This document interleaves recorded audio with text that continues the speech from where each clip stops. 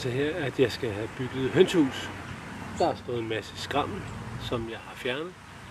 Og nu skal jeg lige have planet ud og fjernet græsset, og så er det her hønsehuset skal være.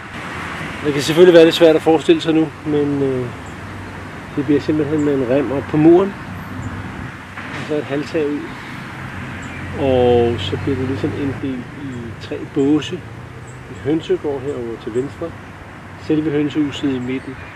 Og så er det meningen, at vores kanin Frederik også skal have en lille plads herovre til højre lige ved trappen. Men jeg skal lige have ryddet først.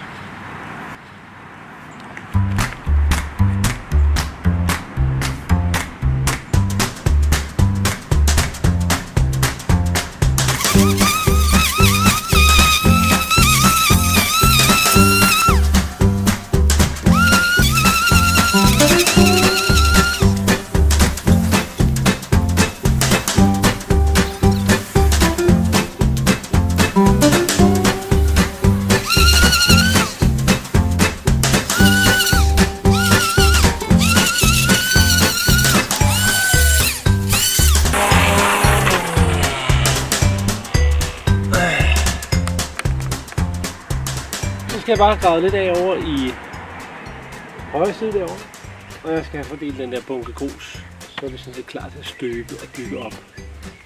Det tager vi senere.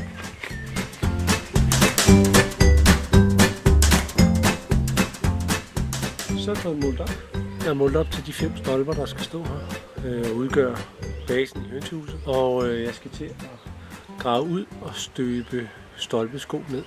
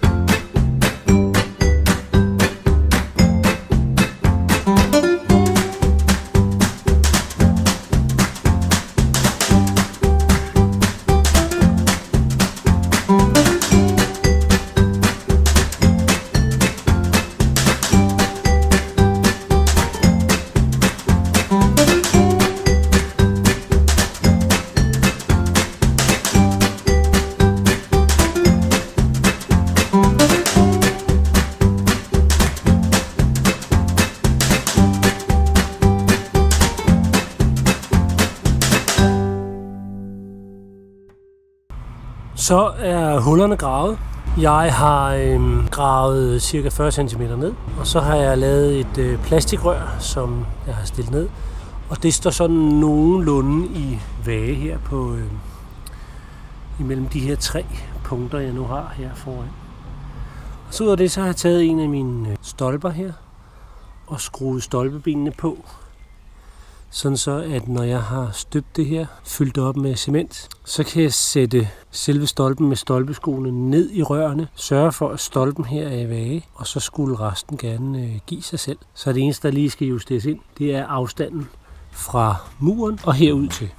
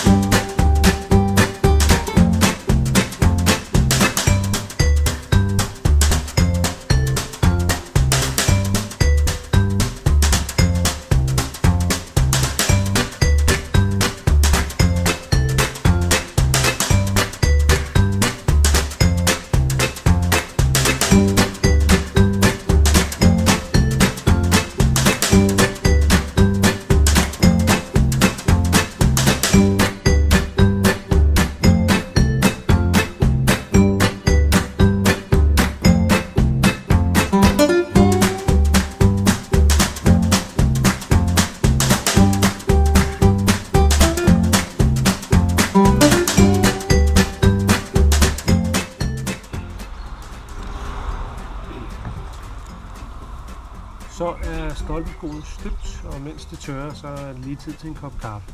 Og det næste, der skal ske, det er, at de 5 stolper, der skal bære taget, de skal rejses, og der skal lægges rem på væggen, og der skal lægges spær på. Og til at hjælpe mig med det, så har jeg bestilt noget udenlandsk arbejdskraft.